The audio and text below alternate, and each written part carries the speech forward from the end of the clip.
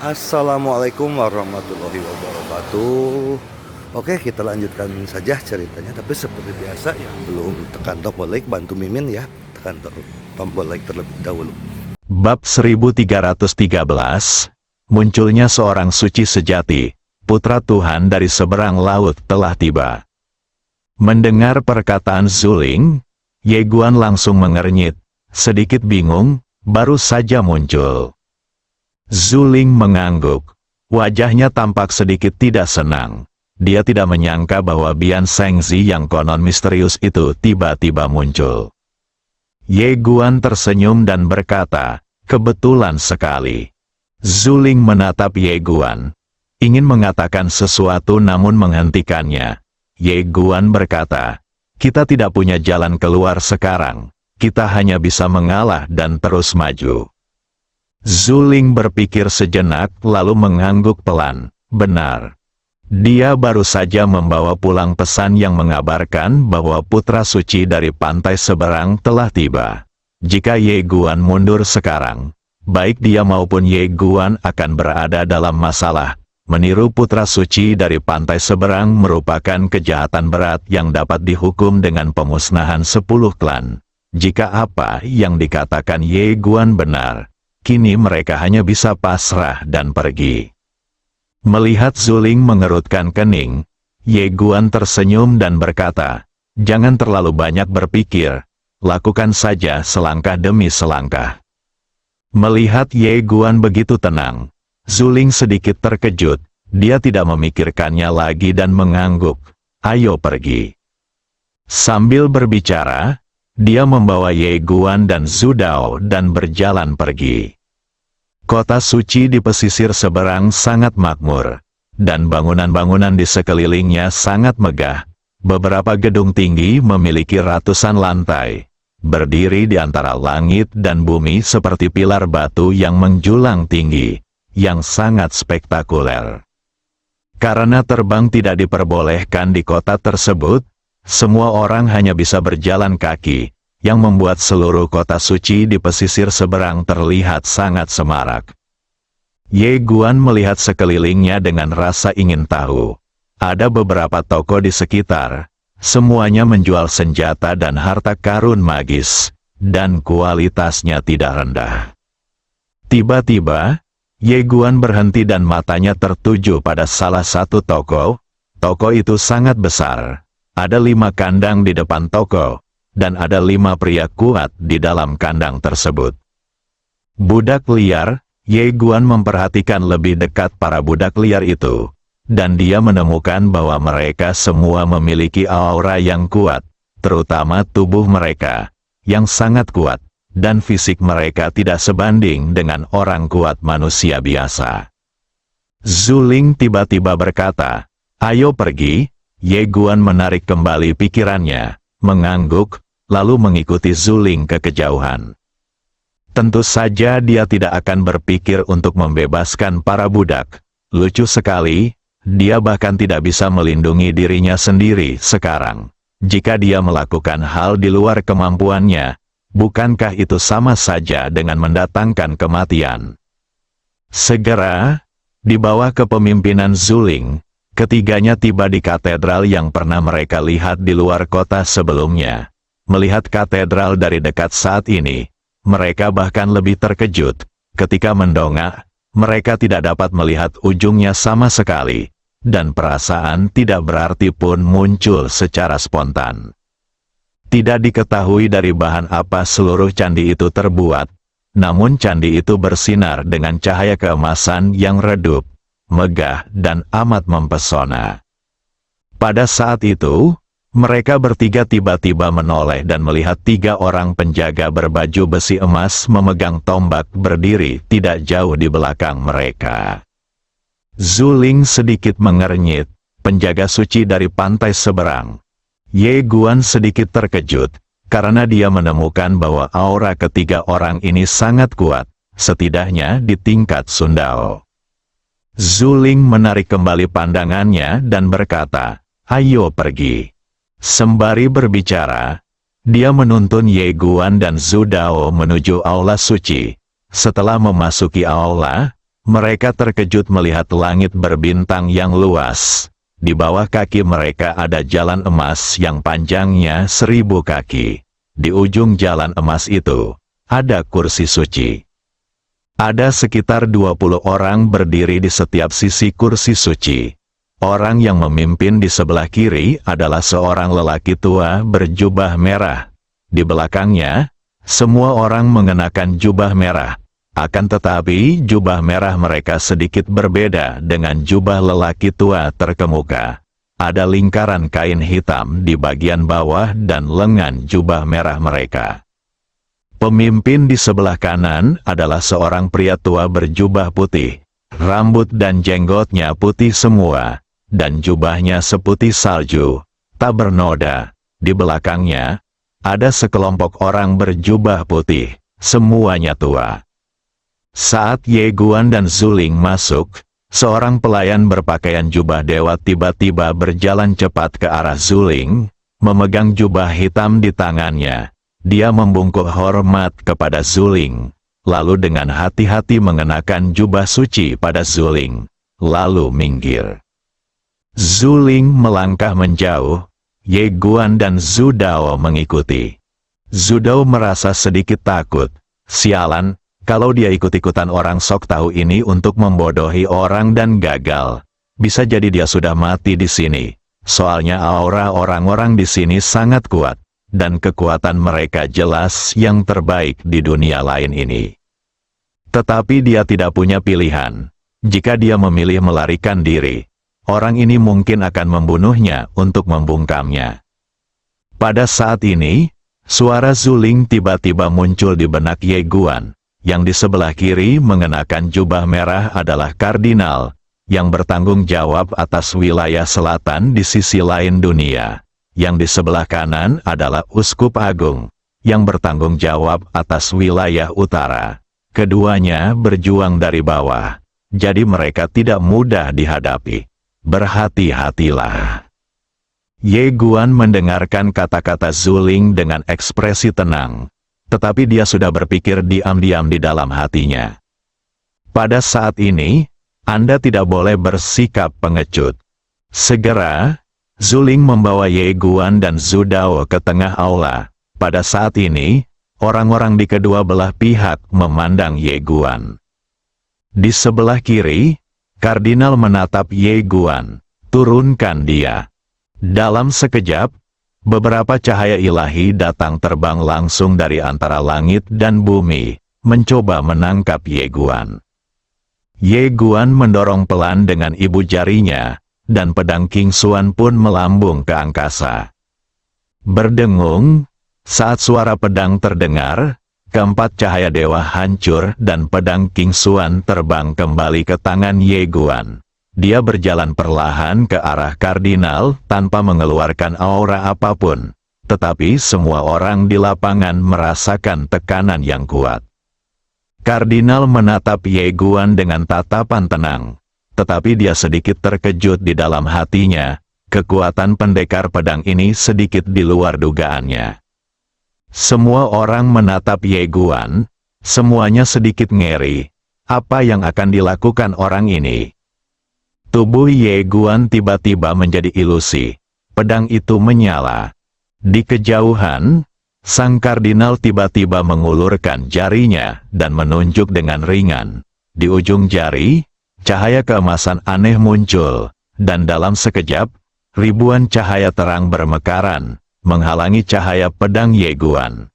Namun di saat berikutnya, Ye Guan memegang pedangnya dan menekannya pelan-pelan. Ribuan cahaya terang seketika hancur berkeping-keping, dan pedang King Xuan langsung bertumpu di ujung jari sang kardinal.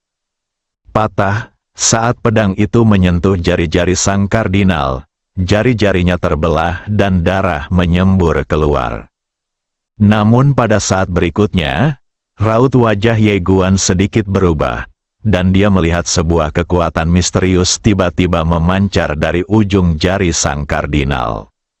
Wah, Ye Guan mundur beberapa langkah. Ye Guan mundur. Kardinal terluka. Melihat adegan ini, semua orang kuat di aula terkejut dengan kekuatan Ye Guan. Tetapi pada saat ini, Ye Guan tiba-tiba melangkah maju, dan dalam sekejap, kekuatan pedang yang dahsyat keluar dari tubuhnya seperti air bah. Putra suci, tenanglah. Pada saat ini, suara Zuling tiba-tiba terdengar, dan kemudian dia berdiri di depan Ye Guan. Ye Guan melirik ke arah kardinal, dan dengan pikirannya, semua kekuatan pedang menghilang tanpa jejak dalam sekejap. Kardinal menatap Ye Guan tanpa berkata apa-apa, tetapi tatapan matanya menjadi sedingin es. Zuling menatap kardinal itu dengan wajah muram dan kemarahan di matanya. "Kardinal, saya mengerti bahwa Anda meragukan identitasnya sebagai putra Tuhan. Tetapi bukankah terlalu terburu-buru untuk memerintahkan penangkapannya sebelum Anda benar-benar memastikan identitasnya?" Kardinal itu menoleh ke arah Zuling. "Patriark, tahukah Anda apa kejahatan membantu orang lain menyamar sebagai putra Tuhan?" Zuling berkata dengan tenang. Kardinal mengira dia palsu, jadi tolong berikan bukti. Kardinal itu bertanya balik. Patriark mengatakan bahwa dia adalah putra Tuhan dari pihak lain. Saya ingin tahu bukti apa yang dia miliki. Zuling menoleh ke arah Ye Guan. Namun Ye Guan menoleh ke arah Uskup Agung berjubah putih di sampingnya. "Apakah ini Uskup Agung?" Uskup Agung melirik Ye Guan dan mengangguk sedikit. "Ya." Ye Guan tersenyum dan berkata, "Seng Zhou pernah menyebutkanmu kepadaku.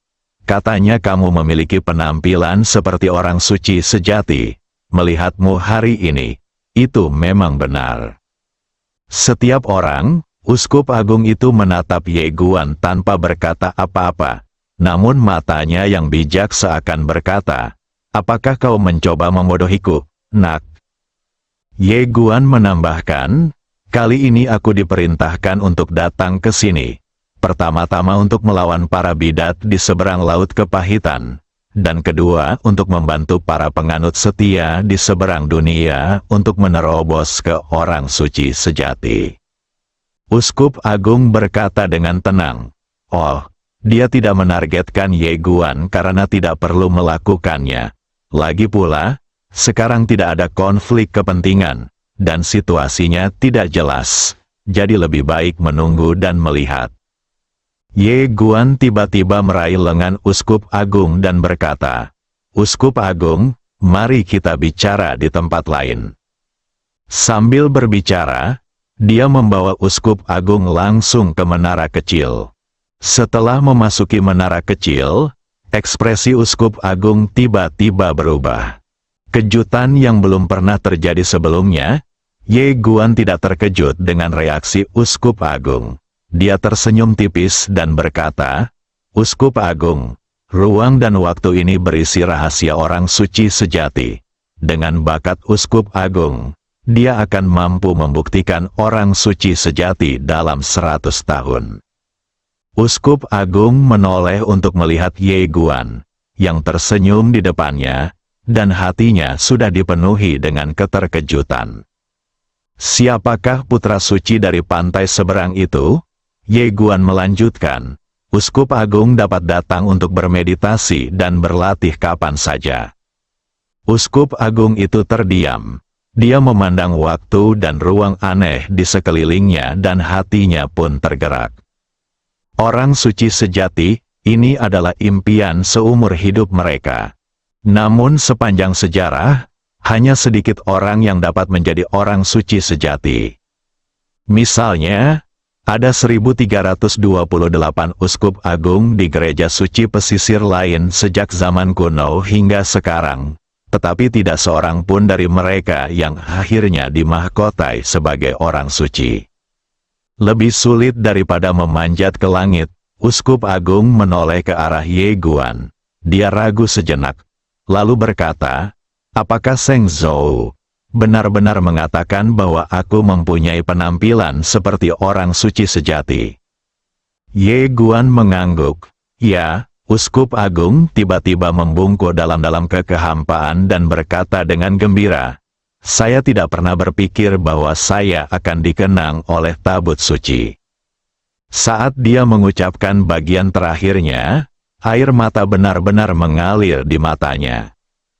Ye Guan berkata dengan serius, "Uskup Agung, Tuhan telah memberikan tanggung jawab yang besar kepada orang ini.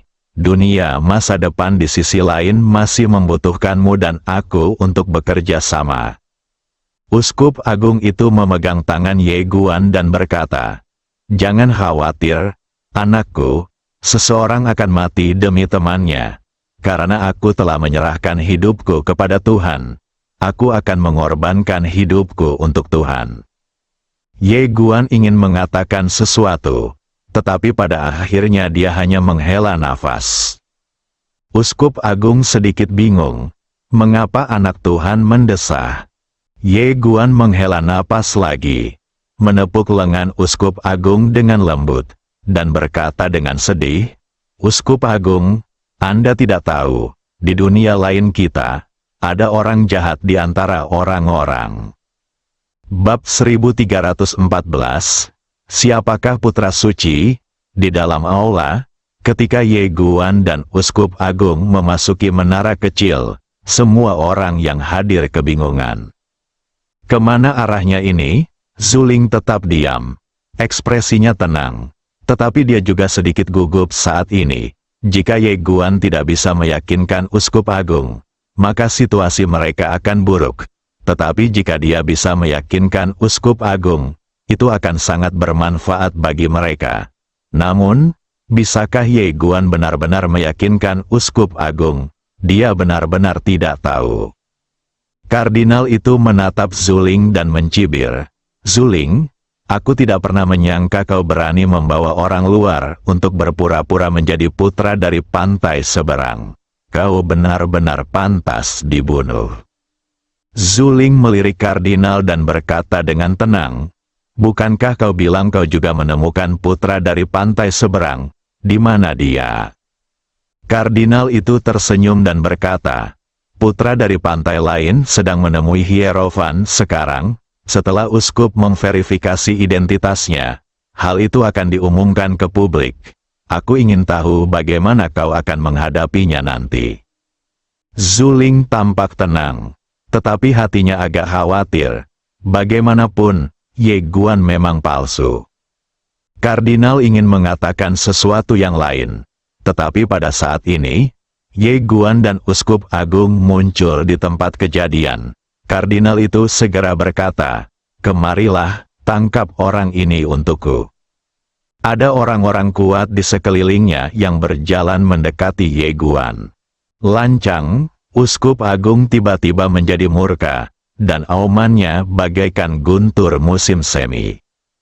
Semua orang di aula itu tercengang. Uskup Agung itu menatap kardinal itu dan berkata dengan marah, "Kardinal, Anda begitu gegabah menuduh Tuan Ye ini sebagai putra Tuhan palsu tanpa bukti apapun." Kardinal itu sedikit bingung. "Kamu?" Uskup Agung itu berwajah muram dan berkata, "Kardinal, katedral bukan wewenang Anda untuk memutuskan. Apakah Tuan Ye adalah putra dari pantai seberang? Itu bukan wewenang Anda sendiri." Wajah sang kardinal tiba-tiba berubah jelek. Tentu saja dia lebih bingung, mengapa orang tua ini tiba-tiba memihak. Tahukah Anda, orang tua ini adalah yang paling berhati-hati di antara keempat uskup, dan jarang sekali dia memihak secara terbuka. Kardinal itu menoleh ke arah Ye Guan dan mengerutkan kening. Sekarang dia sudah tenang. Terlepas dari apapun, pemuda di depanku ini memang luar biasa, terutama kekuatannya dan pedang itu. Lagi pula, Zuling dan Uskup Agung bukanlah orang bodoh, dan jelas mustahil bagi pemuda di depan mereka untuk membodohi mereka. Memikirkan hal ini, sang kardinal tiba-tiba menjadi curiga. "Oh sial, siapakah putra suci dari pantai seberang?" Pada saat itu, suara langkah kaki tiba-tiba terdengar tidak jauh dari sana. Semua orang berbalik dan melihat seorang lelaki tua berjalan mendekat. Orang tua itu mengenakan jubah salju longgar, memegang buku kuno di tangan kirinya dan tongkat kayu di tangan kanannya. Tidak diketahui sudah berapa tahun dia hidup, dan dia tampak sangat tua. Di sebelah lelaki tua itu berdiri seorang pemuda dengan alis tajam, mata berbinar, dan hidung seperti kantung empedu yang menggantung. Dia mengenakan jubah biru muda, dan tubuhnya tegak, dengan sikap yang sangat luar biasa. Melihat orang tua itu, semua orang di lapangan bergegas membungkuk hormat dan berkata, "Salam, Guru." Pemimpin, selain dua orang suci sejati yang legendaris, orang di depannya adalah penguasa tertinggi dari seluruh dunia lain. Zuling juga membungkuk hormat. Pemimpin itu mengangguk sedikit, tidak perlu bersikap sopan. Sambil berbicara, dia berjalan ke kursi suci dan duduk, sementara pemuda itu berdiri di sebelah kanannya. Tatapan mata pemimpin itu tertuju pada Ye Guan. Dengan tatapan ramah di matanya, dia tersenyum tipis. "Zuling, apakah ini putra suci dari pantai seberang yang kamu sebutkan?" Zuling berkata dengan hormat, "Ya." Pemimpin itu mengangguk. "Kebetulan pemuda di sebelahku juga mengaku sebagai putra Tuhan. Dia hanya mengatakan padaku bahwa perahu suci telah mengirimkan keinginannya, mengatakan bahwa para bidat telah menyerbu sisi lain dunia kita, dan tujuan perjalanannya adalah untuk melenyapkan para bidat." Pada titik ini, dia tiba-tiba menatap Ye Guan dan berkata, "Saya dengar kamu datang dari Laut Kepahitan." Mendengar ini, Zuling langsung berubah. Ye Guan tersenyum dan berkata, "Ya." Pemimpin itu menatap Ye Guan dan berkata sambil tersenyum, "Kamu bilang kamu adalah putra pantai seberang. Tetapi apakah kamu punya bukti?" Ye Guan berkata, "Aku memiliki senjata suci dari pantai seberang." "Ya." Pemuda di sampingnya tiba-tiba tertawa dan berkata, "Kebetulan, aku juga punya artefak suci dari pantai sebelah." Ye Guan menatap anak laki-laki itu dan berkata, "Kebetulan sekali." Pemuda itu menatap Ye Guan dan tersenyum. "Aku ingin tahu apa senjata suci milikmu dari pantai seberang. Bisakah kau mengeluarkannya dan memperlihatkannya kepada semua orang?" Ye Guan tersenyum dan berkata, "Bagaimana kalau kamu mengeluarkannya terlebih dahulu agar semua orang bisa melihatnya?" Anak laki-laki itu mengangguk dan tersenyum. "Oke." Setelah berkata demikian, tiba-tiba telapak tangannya terbuka dan sebuah batu muncul di tangannya. Batu itu hanya sebesar kepalan tangan dan bentuknya tidak beraturan. Ada 3 baris kata yang terukir pada batu itu. Masa lalu, sekarang, masa depan. "Batu Daosu," seseorang berseru di lapangan. Di samping Ye Guan, jantung Zhu Dao berdetak kencang, dan keserakahan tampak jelas di matanya, tetapi dia segera menyembunyikannya. Ye Guan juga sedikit terkejut.